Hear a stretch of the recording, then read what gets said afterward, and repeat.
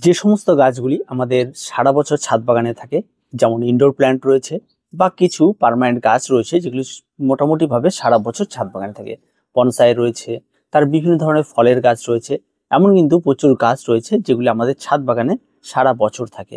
কিন্তু এই শীতকাল আসলেই আপনি হঠাৎ দেখতে পাবেন এই সমস্ত গাছগুলি গ্রোথগুলি কিন্তু হঠাৎ করে বন্ধ হয়ে গেছে।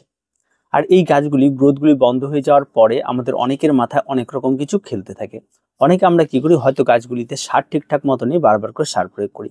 অনেক আবার গাছগুলিকে ঝাড় করার জন্য বারবার করে কেটে তাকে প্রুনিং করে দেওয়া হয়। আবার অনেক সময় দেখা যায় অনেক ইনডোর প্ল্যান্ট রয়েছে যে গাছগুলি বেশ ভালোই ছিল, হঠাৎ করে তাদেরকে তুলে তার থেকে নতুন করে চারা তৈরি করার জন্য তারা রেডি হতে থাকে। তো এই সমস্ত অনেক কিছু কিন্তু দেখা যায় এই শীতকাল আসলে অনেকের ক্ষেত্রে। আর এই শীতকাল আসলে এই সমস্ত গাছগুলির ক্ষেত্রে যে সমস্ত কাজগুলি করবেন না, সেই সমস্ত কিছু নিয়ে আজকের এই বিস্তারিত ভিডিওটি। আপনি যদি এই সমস্ত কিছুকে অ্যাভয়েড করে চলতে পারেন, তাহলে আপনার ইনডোর প্ল্যান্ট বা আপনার পার্মানেন্ট প্ল্যান্ট কিন্তু গাছগুলি কিন্তু অনেক ভালো থাকবে। আর অনেক কিন্তু আগামী সেশনে এসে বা আগামী ফেব্রুয়ারি পর থেকে এই সমস্ত গাছগুলি অনেক ভালো বুশি হবে। তো চলুন আজকে আমরা জেনে নিই যে সমস্ত বিষয়গুলোর উপর আজকে আমাদের এই ভিডিওটি, সেই ভিডিওটি সম্পন্ন করি। সবার প্রথমে যে বিষয়টি নিয়ে কথা বলবো সেটা হচ্ছে আপনার প্রুনিং।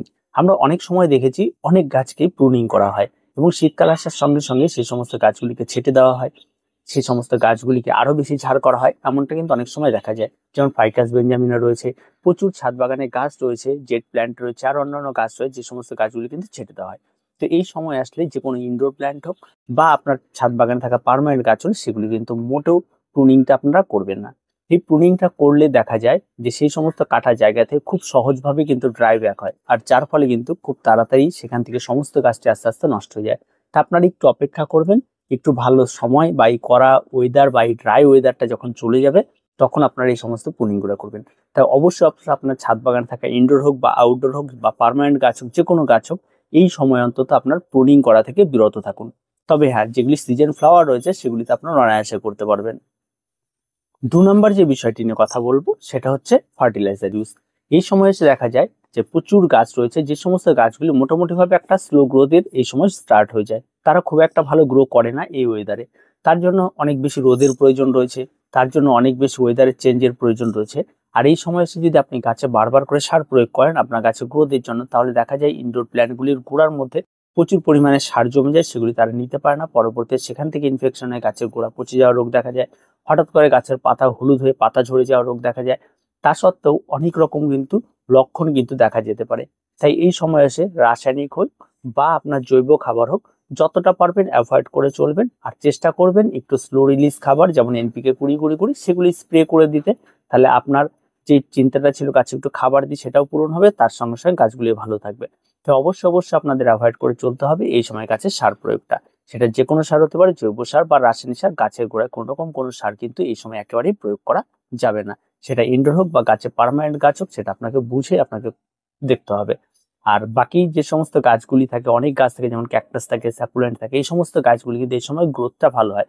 তার জন্য কিন্তু এই সময় গাছগুলিকে রিপোর্টিং বা অন্যান্য যে সমস্ত কাজগুলি আছে সেগুলি কিন্তু সেরে ফেলতে হয় আপনার ডিসেম্বর মাস থেকে। তো আর দেরি না করে অবশ্যই আপনারা আপনাদের ছাদ বাগানে থাকা যে কোনো ইনডোর হোক বা আউটডোর হোক, অন্তত আপনারা সার দেওয়া থেকে একটু বিরত থাকুন। 3 নম্বর যে বিষয়টি রয়েছে সেটা হচ্ছে গাছে অনেক সময় আমরা দেখে থাকি অতিরিক্ত মাত্রায় জল প্রয়োগ করা হয়ে থাকে। যে কোনো গাছে আপনি যখনই জল প্রয়োগ করবেন, সেই জলটি যেন দুদিনে বেশি গাছের গোড়ায় স্টে না করে। আপনি সবসময় খেয়াল রাখবেন, আপনি যেদিনই জল প্রয়োগ করবেন, বা সেটা ইনডোর হোক বা আউটডোর হোক বা যে কোনো পার্মানেন্ট গাছ হোক, আপনি সবসময় যেন এই বিষয়টা খেয়াল রাখবেন, যে কোনো গাছ গাছের গোড়ায় যেন দুদিনের বেশি জল স্টে না করে। যদি দুদিনের বেশি জল স্টে করে যায়, তাহলে কিন্তু আপনার মাটিটা মোটেও ওয়েল ড্রেনেজ নয়, এবং যার ফলে কিন্তু আপনার সেই মাটিতে থাকা গাছটি কিন্তু নষ্ট হয়ে যেতে পারে। আরেকটা বিষয় কি থাকে, অনেকে দেখা যায় যে একেবারে অনেক বেশি পরিমাণে গাছের গোড়ায় জল ঢেলে দেয়, এবং তাতে দেখা যায় যে গাছগুলি গোড়াতে অনেক বেশি পরিমাণে ভেজা থাকে এবং পরবর্তী কিন্তু গোড়া পচে যাওয়ার রোগটির সম্ভাবনা থাকে।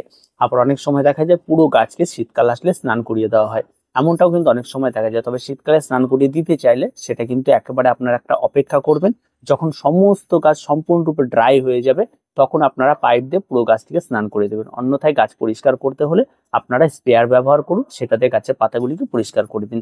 অন্যথায় অতিরিক্ত জল কিন্তু গাছের গোড়ায় জমে থাকবে এবং গাছে কিন্তু ক্ষতি হবে।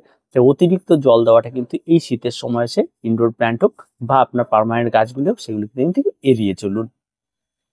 4 নম্বর যে বিষয়টি রয়েছে সেটা, এই সময় কিন্তু গাছে খুব একটা বেশি আপনি পোকার আক্রমণ ঘটবে না। বা খুব একটা বেশি ফাঙ্গাল আক্রমণও ঘটবে না। তাই এই সময় কিন্তু অযথা গাছে বারবার করে অ্যান্টিফাঙ্গাল বা পেস্টিসাইড স্প্রে করবে না। অ্যান্টিফাঙ্গাল স্প্রে করলে দেখা যায় এই সমস্ত গাছের পাতার মধ্যে এমনি শীতকালে অনেক বেশি ধূলিকণা পড়ে এবং তার সঙ্গে সঙ্গে দেখা যায় এই পেস্টিসাইড বা অ্যান্টিফাঙ্গাল স্প্রে করলে সেগুলি গুলে একটা শক্ত লেয়ার পড়ে যায়, যার ফলে কিন্তু গাছের পাত্ররন্ধ্রগুলি বন্ধ হয়ে যায়, পত্ররন্ধ্রগুলি বন্ধ হয়ে যায় এবং পরবর্তীতে তার উপর একটা লেয়ার পড়ে যায়, ফলে সূর্যালোকের সালোক সংশ্লেষ পর্যন্ত বন্ধ হয়ে যায়। তাই অবশ্যই চেষ্টা করবেন এই সমস্ত গাছের পাতাগুলিকে পরিষ্কার রাখা। তাই এই সময় এসে খুব প্রয়োজন না হলে আপনারা গাছে অ্যান্টিফাঙ্গাল বা পেস্টিসাইড একেবারে স্প্রে করবেন না। তাই সবসময়ের জন্য এই অ্যান্টিফাঙ্গাল স্প্রে একদমই করবেন না এবং যদি প্রয়োজন পড়ে পেস্টিসাইড স্প্রে করলেও এবং পারলে দুটোকেই সম্পূর্ণরূপে অ্যাভয়েড করে চলুন এই শীতকালে ইনডোর এবং আউটডোর যে সমস্ত গাছগুলি রয়েছে। আউটডোর বলতে পার্মানেন্ট যে সমস্ত গাছগুলি আপনার ছাদ বাগানে রয়েছে সেগুলির ক্ষেত্রে। 5 নম্বর যে টিপসটির কথা বলবো সেটা হচ্ছে এই সময় এসে গাছকে রিপোর্টিং করা বিষয়টা একদম মাথা থেকে সরিয়ে দিন। আমরা অনেক সময় দেখি অনেকেই রয়েছে যারা এই সময় এসে গাছে রিপোর্ট করার কথা ভাবছে। অনেক ইনডোর প্ল্যান্ট রয়েছে যেগুলিকে রিপোর্ট করা যাবে কিনা, এই সময় এসে গাছকে নতুন করে বসানো যাবে কিনা। তবে তাদেরকে বলবে একটু ধৈর্য ধরুন। এই সময় রিপোর্ট করলেই যে গাছ মরে যাবে এমনটাও নয়, বা রিপোর্ট করলেও যে গাছের রেজাল্ট অনেক ভালো হবে এমনটাও কিন্তু নয়। এই সময় এসে গাছে যেটা থাকে সেটা হচ্ছে গাছে একটু স্লো গ্রোথ থাকে এবং গাছ এই সময় খুব একটা নিজের মতো খেলতে পারে না, যেহেতু ওয়েদারটা প্রচন্ড পরিমাণে ড্রাই থাকে। তাই একটু ধৈর্য ধরুন, ফেব্রুয়ারি মাসটা যখন পড়বে তখন আপনারা এই সমস্ত গাছগুলিকে নতুনভাবে আবার রিপোর্ট করতে পারবেন এবং রিপোর্টের প্রচুর ভিডিও আমরা দিয়ে দেবো। তো এই সময় এসে কিন্তু আপনার ইনডোর প্ল্যান্ট হোক বা আপনার ছাদ বাগানের যে সমস্ত পার্মানেন্ট গাছগুলো সেগুলিকে কিন্তু রিপোর্ট করা থেকে একটু বিরত থাকুন। এই সময় কিন্তু কোনো রকমের রিপোর্ট কিন্তু আপনারা করবেন না, কারণ এই সময় কিন্তু গাছের রুট যে প্রচুর পরিমাণে খেলবে মাটিতে তেমনটা কিন্তু হয় না। তাই রুটটা না খেলার জন্য কিন্তু গাছ নতুন রিপোর্ট করার সঙ্গে একটা ধাক্কা খেয়ে যায়, পরবর্তী কিন্তু গাছের মৃত্যু পর্যন্ত ঘটতে পারে। তাই আপনার শখের যে কোনো গাছকে যদি আপনি ভালো মতো রাখতে চান এই সময় বারবার মাটি থেকে তোলা এবং মাটি থেকে বারবার করে তাকে নতুন করে প্রতিস্থাপন করা, এই সমস্ত কিছু সম্পূর্ণরূপে অ্যাভয়েড করুন। তবে কিন্তু আপনার গাছটি কিন্তু ভালো থাকবে আপনার ছাদ বাগানে, অন্যথায় কিন্তু গাছ যে কোনো মুহূর্তে নষ্ট হয়ে যাবে।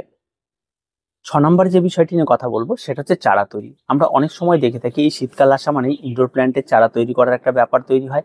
অনেক গাছ থাকে যে গাছগুলিকে চারা তৈরি করার মতো করে রেডি করে নেওয়া হয়। তবে যেটা বলবো ক্যাকটাস এবং স্যাকুলেন্ট যে সমস্ত ভ্যারাইটিগুলো হচ্ছে সেগুলি শীতকালেই তাদের মোটামুটি একটা সিজন সময় থাকে, সেই সময় তাদের চারা প্রস্তুত করা হয়। এবং সেগুলিকে বাদ যদি আমরা দিই, যে সমস্ত ইনডোর প্ল্যান্টগুলো আমাদের ছাদ বাগানে সবসময়ের জন্য থেকে থাকে সে সমস্ত কিন্তু কখনোই এই সময়ে এসে চারা তৈরি করবেন না। এই সময় যদি আপনি চারা তৈরি করেন তাহলে প্রথমত গাছের ডালকে কাটতে হয়, যে কাটা জায়গাটি কাটবেন সেখান থেকে একটা ড্রাই ব্যাক হয়ে মাদার গাছটি নষ্ট হওয়ার সম্ভাবনা থাকে, বা আপনি যে চারাটি বসাবেন সেই চারাটি সেখান থেকে হলেও কিন্তু অনেক সময় নেওয়া হবে, সেখানে চারাটা হবে না যে তেমনটা নয়, অনেকটা সময় নেওয়া হবে। পরবর্তীকালে হয়তো আপনার মাদার গাছটি সে ড্রাই ব্যাক হয়ে মারাও যেতে পারে। তাই যদি আপনি কাটেনও তাহলে সেখানটা সবসময় অ্যান্টিফাঙ্গাল লাগানোর চেষ্টা করুন। অ্যান্টিফাঙ্গাল লাগেও তেমন খুব একটা বেশি কাজ হয় না কিন্তু এই দিনে এসে বিশেষ করে। তাই চারা তৈরি এই ব্যাপারটা থাকে। আর একটা অনেক সময় থাকে ডিভিশন পদ্ধতি থাকে, যেটা আমরা যে গাছকে সম্পূর্ণরূপে তুলে নিয়ে তাদেরকে দুভাগে ভাগ করে নিয়ে আমরা দুটো টবে আলাদা করে বসিয়ে দিই। এই পদ্ধতিটা কিন্তু মারাত্মক রকমভাবে ভুল হয় এই শীতকালে করলে। তাই এই সময়ে সেই পদ্ধতিটা করবেন না, বা গাছের গোড়া থেকে একদম ডাল কেটে দেবেন না। তার যেখান থেকে দুটোকে আলাদা করবেন সেখান থেকে করে দুটো গাছ নষ্ট হওয়ার প্রবণতাটা অনেকটা বেড়ে যায়। তাই একটু ধৈর্য ধরুন, একটু এই শীতকালটা চলে যাক, তারপর আপনারা চারাগুলি বসাবেন। অর্থাৎ ফেব্রুয়ারি মাসের থেকে দেখবেন একটু ঠান্ডাটা কমে যাবে, তখন থেকে আপনারা চারাগুলি কিন্তু অনায়াসে বসাতে পারবেন। তাই এই পদ্ধতিটাও কিন্তু আপনাদেরকে অ্যাভয়েড করতে হবে। তো অবশ্যই অন্তত এই জিনিসগুলিকে একটু মেনে চলুন, দেখবেন আপনার ছাদ বাগানে প্রত্যেকটা গাছ ভালো থাকবে।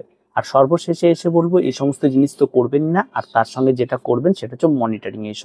এই সময় অবশ্যই গাছের কাছে যাবেন, যে সমস্ত পাতাগুলি দেখবেন নষ্ট হয়ে গেছে সে সমস্ত পাতাগুলিকে একটু কেটে বাদ দেবেন, বা কোনো গাছকে একটু খেয়াল রাখবেন যে সমস্ত গাছ ঠিকঠাক আছে কিনা, সানলাইটটা ঠিক রাখছে কিনা, ঠিক আছে, আর রোদটা মানে জলটা ঠিকঠাক মতো দিচ্ছেন কিনা, সেই সমস্ত মোটামুটি একটা বিষয়গুলিকে একটু খেয়াল রাখলেই আপনার ছাদ বাগানে থাকা ইনডোর প্ল্যান্টগুলি কিন্তু সেরার সেরা হয়ে উঠবে। আর ইনডোর প্ল্যান্ট করা কিন্তু সবচেয়ে সহজ একটি কাজ, আর সেটাতে আমরা অনেক বেশি নিজেরা এক্সপেরিমেন্ট করে ফেলি, অনেক বেশি সার, অনেক বেশি ফার্টিলাইজার, মানে ওভার কেয়ার করার ফলে কিন্তু এই গাছগুলি কিন্তু নষ্ট হয়। তাই একদম সিম্পল কেয়ার করুন এবং আপনি মনে রাখুন যে আপনি একটা ছাদ বাগানে গাছ রেখেছেন, সেই গাছটির জন্য আপনার কাছে জাস্ট 2 মিনিট সময় আছে দিনে। আপনি সেখানে যাবেন এবং গাছটিকে খুব ভালো করে চারদিক দিয়ে দেখবেন, গাছের গোড়াটি চেক করবেন, গাছে জল দিবেন, চলে আসবেন। আবার কোনো একদিন যাবেন, গাছটিকে দেখবেন, জাস্ট ঘুরে যদি জল থাকে আপনি চলে আসবেন। কোনো এক মাসে কোনো একটা দিন আপনার মনে হবে যে গাছটি একটু খাবার দেওয়া দরকার, সেদিন একটু খাবার দেবেন। তেমন কোনো পরিচর্যা নেই, তেমন কোনো টাইম ওয়েস্ট আপনার জন্য হবে না এবং খুব সহজ সরলভাবে এগুলিকে করা যায়। তাই অন্যথায় অযথায় এই সমস্ত গাছগুলিকে অতিরিক্ত ফার্টিলাইজার বা অতিরিক্ত সমস্ত কিছু থেকে অন্তত শীতকালের সময়টা বিরত থাকুন। আর প্রত্যেকে মাথায় এটা রাখুন যে এই সময় গাছের নিচের পাতা হলুদ হবে, এই সময় গাছগুলিতে মোটামুটিভাবে বেড়ে ওঠার প্রবণতাটা অনেকটা কমে যাবে। তাই এই সমস্ত কিছুর জন্য এটা নয় যে আপনি একজন বাগানি এবং আপনার পরিচর্যার কোনো খামতি রয়েছে। এটা সম্পূর্ণরূপে একটা প্রাকৃতিক বিষয়, এটা সম্পূর্ণরূপে একটা সময়ের ব্যাপার। অপেক্ষা করুন একটা ভালো সময় আসার, তবে আপনার গাছগুলি আবার সুন্দরভাবে বেড়ে উঠবে। তো আজকে এ পর্যন্তই, দেখা হয় পরবর্তী ভিডিওতে। প্রত্যেকে ভালো থাকবেন, প্রত্যেকে সুস্থ থাকবেন, চ্যানেলটিকে অবশ্যই সাবস্ক্রাইব করে রাখবেন।